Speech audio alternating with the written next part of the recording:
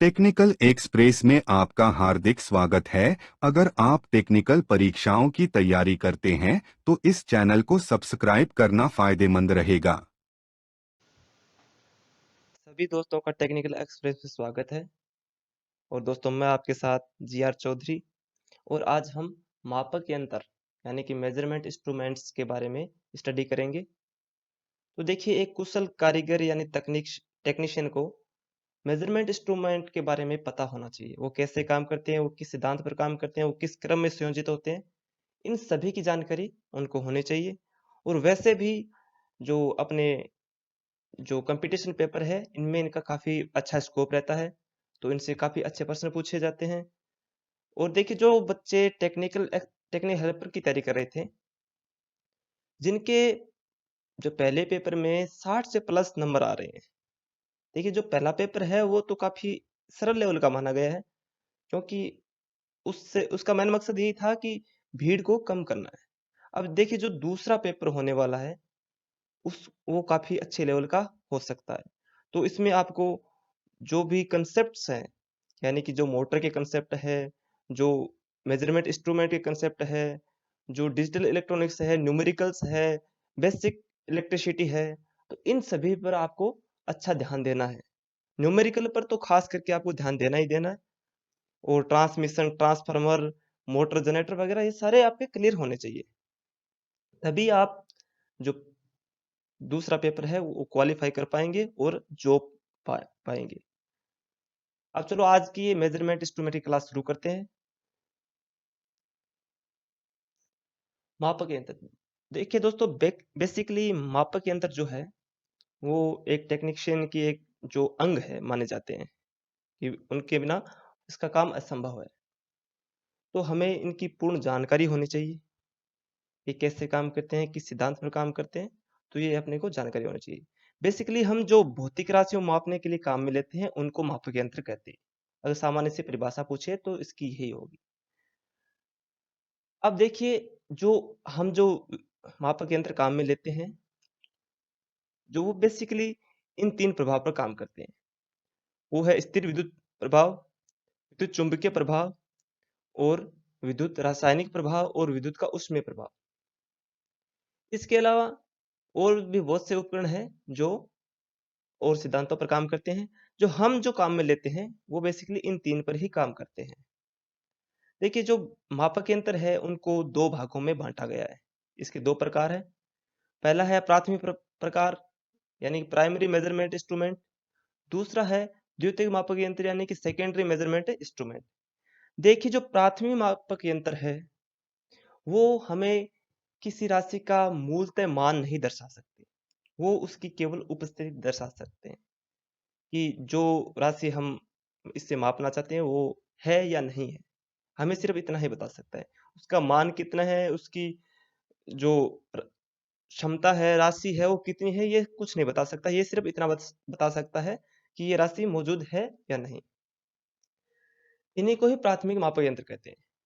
अब देखिए, जो अपने घर में इंडिकेटर होता है, ये जलता है तो हमें पता चलता है कि जो विद्युत है वो मौजूद है। या नहीं जलता है तो हमें पता चलता है कि नहीं है। इससे हम मापन नहीं कर सकते कि कितने वोल्ट का करंट आ रहा है, यानी या फिर कितने एम्पीयर की धारा बह रही है, या फिर इस प्रतिरोध कितना है, ऐसा कुछ नहीं हो सकता। इससे सिर्फ इतना पता चल सकता है कि विद्युत मौजूद है या नहीं है।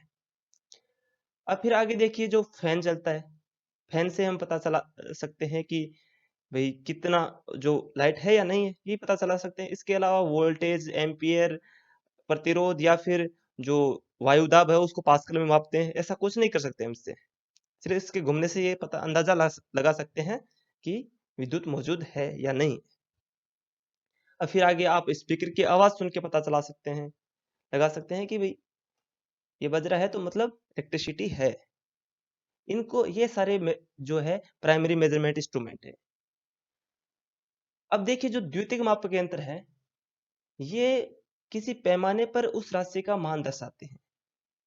ठीक है?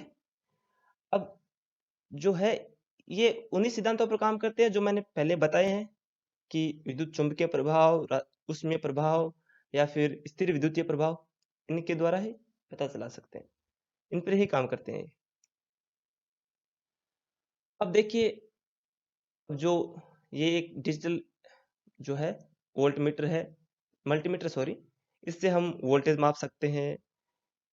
ये डिजिटल स्क्रीन पर हमें इसका मान दिखा रहा है और इससे एम्पीयर, प्रतिरोध, ये सब हम माप सकते हैं। अब इसी प्रकार ये एक एनालॉग मल्टीमीटर है। इससे भी ये इसके जो स्केल है आप दिखाई दे रही होगी, इस पे ये संकेतक दर्शा रहा है कि इसका मान दर्शाता है। तो डिजिटल और एनालॉग दोनों में माप सकते हैं। ये 2 प्रकार के होते हैं। अब देखिए द्वितीयक जो यंत्र मेज़रमेंट इंस्ट्रूमेंट है, वो बेसिकली 3 प्रकार के होते हैं। पहले है सूचक यानी कि इंडिकेटिंग यंत्र, दूसरे हैं रिकॉर्डिंग यंत्र और तीसरे हैं इंटीग्रेटिंग यंत्र। तो चलिए एक-एक के बारे में जानते हैं कि सूचक यंत्र क्या है, रिकॉर्डिंग यंत्र क्या है, इंटीग्रेटिंग यंत्र क्या है। देखिए सबसे पहले बात करते हैं सूचक इंडिकेटिंग यंत्र की। ठीक है? ये हमें सिर्फ सूचना देते हैं। ठीक है? उसका मान तो दर्शाते ही हैं। उसकी सूचना देते हैं, तब तक देते हैं जब तक वह राशि विद्यमान हो। उसके बाद जैसे ही वह राशि वहाँ से अनुपस्थित हो जाती है, तो उसके बाद ये किसी प्रकार का मान नहीं दर्शाते, इनकी स्थिति पुनः शून्य पर आ जाती है। ठीक है? अब देखिए अब आप इस जो आपको दिखाई दे रहा है जीआईएफ, इसमें देखिए अब जब जब तक ये स्विच ऑन है तब तक वोल्टमीटर में वोल्टेज का मान दर्शाया जाएगा। उसके बाद जैसे ही हम इसको बंद कर देंगे, तो ये वापस शून्य पर आ जाएगा। ठीक उसी प्रकार ये एम्पीयर मीटर, जब तक इसमें से धारा प्रवाहित होगी, तब तक ये धारा का मान दर्शाएगा और जब धारा अनुपस्थित हो जाएगी, तो ये वापस शून्य पर आ जाएगा।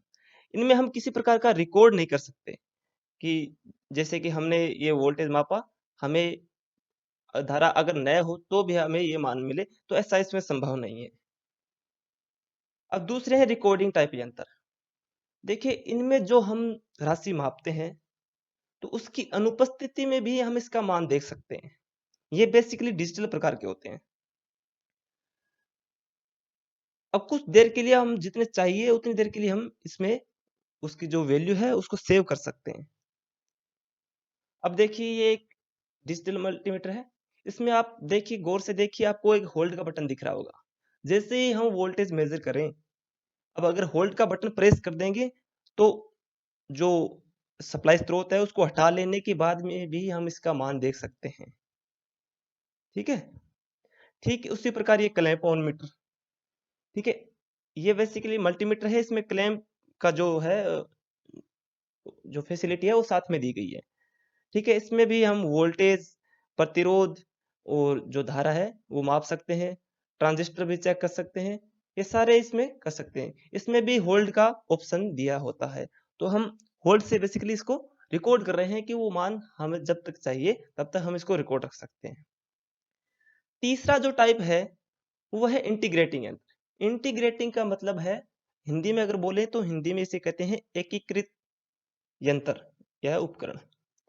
देखिए हम अगर जो सूचक यंत्र और रिकॉर्डिंग यंत्र, इन दोनों को अगर एक साथ कर दिया जाए, तो बेसिकली यही इंटीग्रेटिंग यंत्र होते हैं। ताकि वो हमें वो मान भी दे दे, जो पैमाना है वो उस पर मान भी दर्शा दे, उसकी सूचना भी दे दे और हम अगर चाहें तो उसको रिकॉर्ड भी कर सकते हैं। ठीक है? इसका सबसे अच्छा उदाहरण है जो हम अपने घरों में काम में लेते हैं ना, केडब्ल्यूएच मीटर यानी कि ऊर्जा मीटर, एनर्जी मीटर। ठीक है? इसमें हम देखिए वोल्टेज भी माप सकते हैं, धारा भी माप सकते हैं, शक्ति भी माप सकते हैं और ये शक्ति खपत कितनी हुई, समय भी इसमें साथ में मापा जा सकता है। ठीक है? तो ये प्रेक्षण काल के कुल मान को दर्शाते हैं, यानी कि कब तक ये चला है, कब तक इसका उपयोग हुआ है, उसी को प्रेक्षण काल बोलते हैं। तो वो भी इसमें ये साथ में दर्शाते हैं। अब देखिए ये है सिंगल फेज, ये डिजिटल वाला था, ये भी डिजिटल है। अब बोलेंगे सर ये आप तो कहाँ से ले आए कि हमने तो यही देखा है। हाँ भाई आप ये देख लो। इसमें आप जो ये दिखा रहे हैं जो इंडिकेटर है, इनसे आप सप्लाई की उपस्थिति भी प्राप्त कर सकते हैं, वोल्टेज भी देख सकते हैं, धारा भी देख सकते हैं और कितनी शक्ति ले रहा है वो भी देख सकते हैं और कितने समय तक चला है, कितनी शक्ति खपत हुई है, वो भी आप पता कर सकते हैं। चलिए अब आपको 3 फेज़ का भी दिखा देते हैं कि कैसा होता है एनर्जी मीटर। ये देखिए ये 3 फेज़ का एनर्जी मीटर है। इसमें आप 3 फेज़ की शक्ति, खपत वगैरह सब कुछ माप सकते हैं। चलिए अब देखिए मापक यंत्र जो है वो बेसिकली उसकी 3 बलों की ज़रूरत होती है। अब वो बल कौन-कौन से हैं? पहला है विक्षेपण बल यानी कि डिफ्लेक्टिंग टॉर्क। दूसरा है नियंत्रक बल यानी कि कंट्रोलिंग टॉर्क और तीसरा है अवमंदक बल यानी कि डैम्पिंग टॉर्क। अब चलिए इनके बारे में एक-एक करके सबके बारे में जानते हैं कि विक्षेपण बल क्या है, नियंत्रक बल क्या है, अवमंदक बल क्या है। सबसे पहले जानते हैं विक्षेपण बल क्या है। देखिए विक्षेपण बल वह है जो संकेतक को उसकी शून्य स्थिति से और उसके वैल्यू तक जो उसको बल देता है, उसको वहां ले जाने का जो कार्य करने वाला जो बल है, वो है विक्षेपण बल।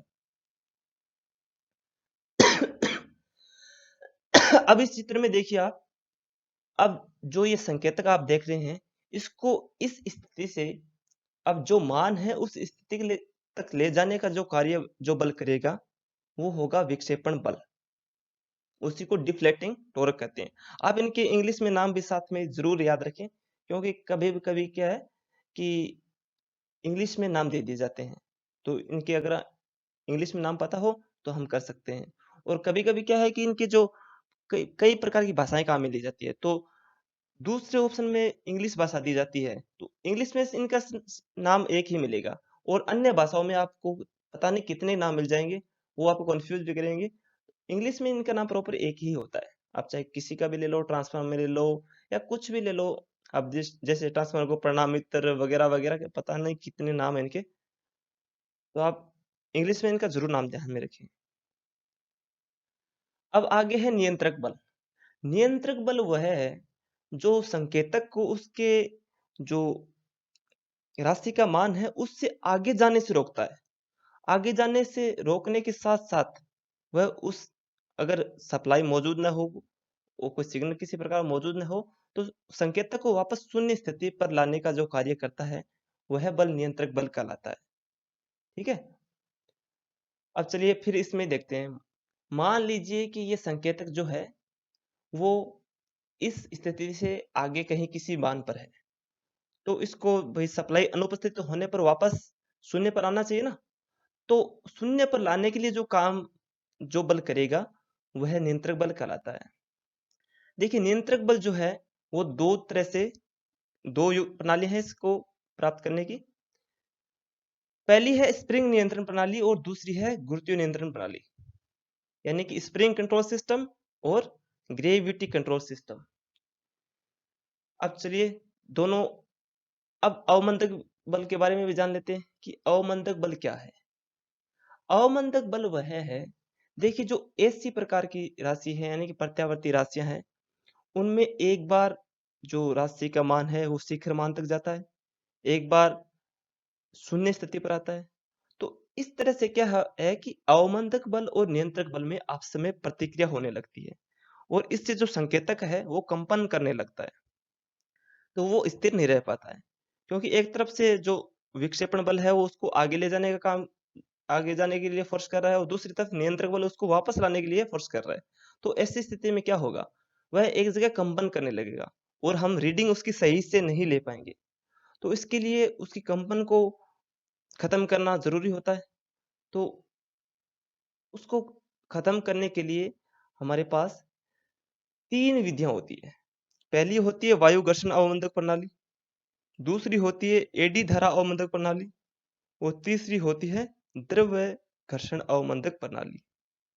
चलिए अब तीनों के बारे में एक-एक करके जानते हैं कि ये क्या है तीनों, इसमें कैसे-कैसे होता है। चलिए पहले जानते हैं वायु घर्षण अवमंदक प्रणाली, ये क्या होती है। देखिए इसमें क्या होता है कि जो संकेतक है, उसके पीछे एक साथ में एक एल्यूमीनियम की पत्ती जोड़ी जाती है और इस पत्ती को एक जो पिस्टन नुमा ट्यूब के अंदर रखा जाता है और ये उसी के अंदर गति करती है। पहले आप इस चित्र को देखिए।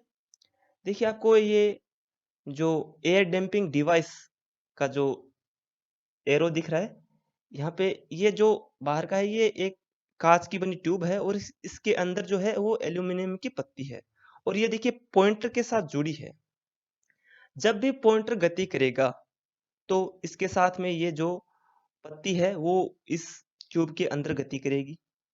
अब ट्यूब के अंदर वायु होने के कारण वायु इस गति का विरोध करेगी, इसको इसकी गति कम कर देगी। अब पॉइंटर जो है वो एक साथ झटके खाकर आगे गति नहीं कर सकता, वो धीरे-धीरे गति कर पाएगा। तो इससे क्या होगा कि उसकी जो बाधित हो जाने के कारण जो है डैम्पिंग टॉर्क उत्पन्न हो जाएगा और ये कंपन करना बंद कर देगा। ठीक है, बेसिकली यही होता है। आप इनका कंसेप्ट सिर्फ ध्यान में रखो। अब आगे 2 नंबर है एडी धारा अवमंदक प्रणाली। तो आओ जानते हैं ये क्या होती है। देखिए एडी अवमंदक धारा प्रणाली जो है उसमें एक एल्यूमिनियम या तांबे की चकती होती है। ये जो आप मेरा कर्सर देख रहे हैं यहाँ पे जो देख रहे हैं ये एल्यूमिनियम या तांबे की चकती है, डिस्क आप बोल सकते हैं। इसको एक जो चुंबकीय क्षेत्र है इसके अंदर घुमाया जाता है। ये इसका पॉइंटर है। ये अगर गति करेगा तो ये भी साथ में घूमेगी क्योंकि ये साथ में कपल किए हुए हैं। अगर ये घूमेगी तो ये चुंबकीय क्षेत्र में होने के कारण इसमें एडी धारा उत्पन्न होगी और ये एडी धारा इस गति के विपरीत होगी। आपने लेंज का नियम पढ़ा होगा कि जिससे उत्पन्न होती है उसी का विरोध करती है। तो ये इसकी गति को कम कर देगी। ये जो इसका यहाँ पे जो एडी धारा उत्पन्न होगी ये इसकी गति को कम कर देगी। ये स्थायी चुंबक है। यहाँ पे आप जो देख रहे हैं ये स्थायी चुंबक है। ये एन पोल हो गया और ये एस पोल हो गया। ठीक है, ये होती है एडी धारा अवमंदक प्रणाली। अब चलो आगे चलते हैं, तीसरी देखते हैं द्रव घर्षण अवमंदक प्रणाली। ये क्या होती है। देखिए इसमें बेसिकली ये होता है कि जो पॉइंटर है उससे जुड़ी जो शाफ्ट है उसके नीचे एक 4 ब्लेड वाली एक पंखुड़ी जोड़ दी जाती है और इस पंखुड़ी को एक पात्र में रखे द्रव में डुबो दिया जाता है और जब ये गति करते हैं तो क्या है कि आपको पता है कि अगर द्रव के अंदर गति करेंगे तो क्या है इसकी गति कम हो जाएगी, उतनी अच्छी तरीके से नहीं कर पाएंगे जितनी कि सामान्य रूप से कर पाते हैं। तो इसकी गति कम हो जाएगी और गति कम होने की वजह से ये कंपन नहीं कर पाएगा। ठीक है, इसका मान जो है वो जो स्केल पर है वो सही से ले पाएंगे हम और जो अवमंदक जो डैम्पिंग टॉर्क है वो पैदा हो जाएगा। ये अवमंदक प्रणाली काम में लेने के लिए है हमें आवश्यकता होती है कि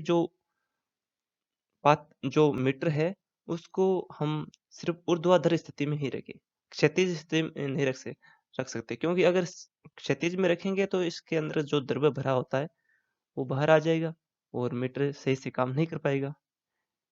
ठीक है, तो चलो अब आगे चलते हैं। अब देखिए कार्य सिद्धांत के आधार पर जो मेजरमेंट इंस्ट्रूमेंट है उनको 2 भागों में बांटा गया है। एक तो है मूविंग कॉइल यंत्र, यानी कि जिनमें कॉइल जो है वो मूव करे, और दूसरा है मूविंग आयरन यंत्र। ठीक है, मूविंग कॉइल और मूविंग आयरन यंत्र। तो सबसे पहले हम जान लेते हैं कि मूविंग कॉइल यंत्र क्या है। देखिए आप यहाँ पर ये एक जो क्लिप्स है उसको ध्यान से देखिए। देखिए ये एक जो कॉइल है जो शाफ्ट है जो इसका संकेतक है ये शाफ्ट से जुड़ा है और इस शाफ्ट के ऊपर एक कॉइल लपेटी गई है। ठीक है, आप यहाँ पे देखिए यहाँ पे ये कॉइल है और इस कॉइल को एक चुंबकीय क्षेत्र में रख दिया गया है। जैसे ही इसमें धारा प्रवाहित होगी तो आपको पता है कि जो चुंबकीय सिद्धांत है विद्युत का उससे आकर्षण या प्रतिकर्षण का प्रभाव उत्पन्न होगा। यह प्रभाव उत्पन्न होगा तो ये संकेतक गति करेगा। ठीक है, संकेतक गति करेगा तो ये क्या है कि पैमाना है उस पर मान दर्शा देगा। तो इसी को बेसिकली मूविंग कॉइल कहते हैं और ये मूविंग कॉइल टाइप जो यंत्र है ये डीसी पर ही काम करते हैं, एसी पर ये काम नहीं कर सकते। इसमें कॉइल मूव कर रही है इसलिए इनको मूविंग कॉइल यंत्र बोल दिया गया। अब देखिए आपको पता होगा कि आपने मोटर का चैप्टर पढ़ा था उसमें भी यही सिद्धांत था कि चुंबकीय क्षेत्र में अगर किसी चालक में अगर धारा प्रवाहित की जाए तो उसमें आकर्षण या प्रतिकर्षण का बल प्रभाव उत्पन्न हो जाता है। तो यही बेसिकली इसमें हो रहा है। अब चलो आगे चलते हैं, दूसरे टाइप का देखते हैं, मूविंग आयरन। चलो पहले इसके गुण देख लेते हैं। इसके गुण है, ये यंत्र बहुत ही सुग्राही होते हैं। सुग्राही का मतलब है कि ये जो मान है ये एग्जैक्ट दिखाते हैं, क्योंकि इनमें किसी प्रकार का लॉस वगैरह अधिक नहीं होता है। और दूसरा है, इन यंत्रों का आंतरिक प्रतिरोध कम होता है और इनकी शक्ति खपत भी कम होगी। इनका पैमाना अनुपातिक होता है और इनकी माप सीमा भी, अब अगर वोल्ट मीटर है तो उसके श्रेणी में और प्रतिरोध जोड़कर माप सीमा बढ़ा लो। अगर एम्पियर मीटर है तो समांतर में निम्न मान का प्रतिरोध संयोजित करके बढ़ा लो। कैसे भी इनकी दक्षता बढ़ाई जा सकती है। और इनका जो मापन है वो उसमें क्लियरिटी होती है, उसमें प्योरिटी होती है। अब अगर इसके गुण है तो इसके अवगुण भी होंगे। देख लेते हैं इसके अवगुण क्या है। देखिए, ये इनसे ऐसी विद्युतीय राशियां नहीं मापी जा सकती और इनके द्वारा निम्न मान की ही विद्युत धारा मापी जा सकती है। अगर उच्च माप की मापेंगे, क्योंकि इनका प्रतिरोध, आंतरिक प्रतिरोध कम होगा और आंतरिक प्रतिरोध कम होने की वजह से ये यंत्र जल जाएंगे। तो आपको ये ध्यान में रखना है। अब 2 नंबर आगे है मूविंग आयरन यंत्र। मूविंग कॉइल के बारे में हमने पढ़ लिया। अब पढ़ते हैं मूविंग आयरन के बारे में। देखिए, इन यंत्रों में क्या है कि पहली बात तो इनमें स्थायी चुंबक काम में नहीं ली जाती, इनमें विद्युत चुंबक काम में ली जाती है। जब तक इनमें विद्युत धारा प्रवाहित होती है तब तक चुंबक विद्यमान होती है और विद्युत धारा अनुपस्थित हो जाने पर इनमें किसी प्रकार का चुंबकीय गुण नहीं हो रहता है।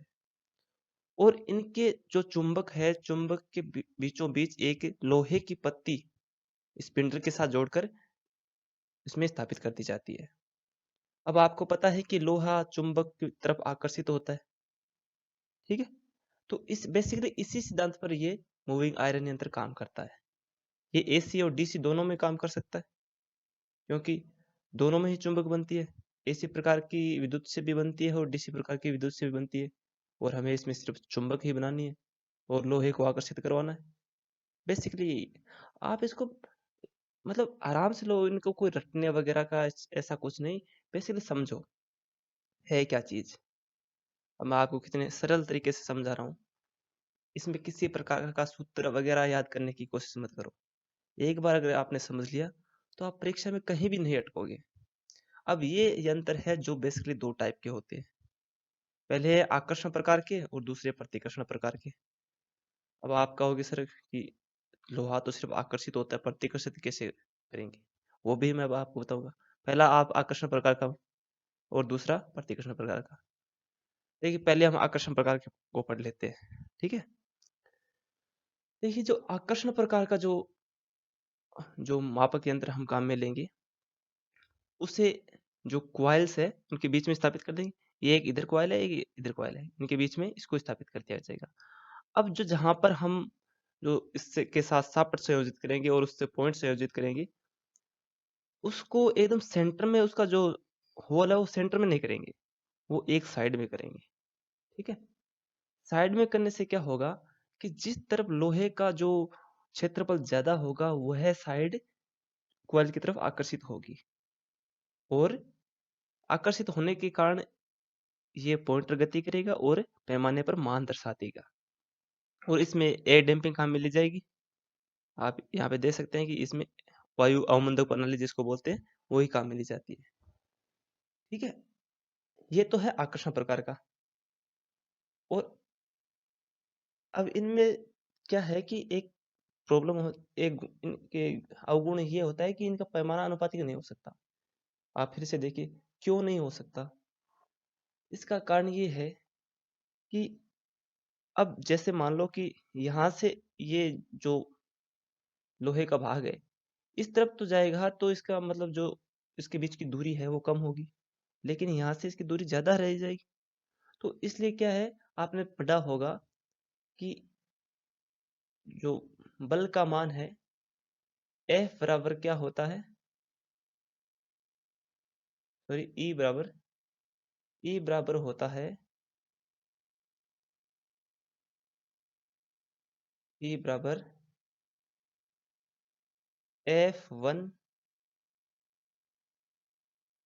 F1 इंटू F2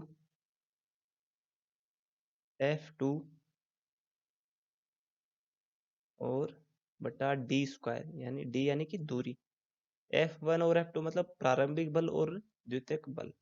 देखिए दूरी बढ़ने के कारण क्या है कि जो जो इनका बल है वो क्या है, कम हो जाएगा।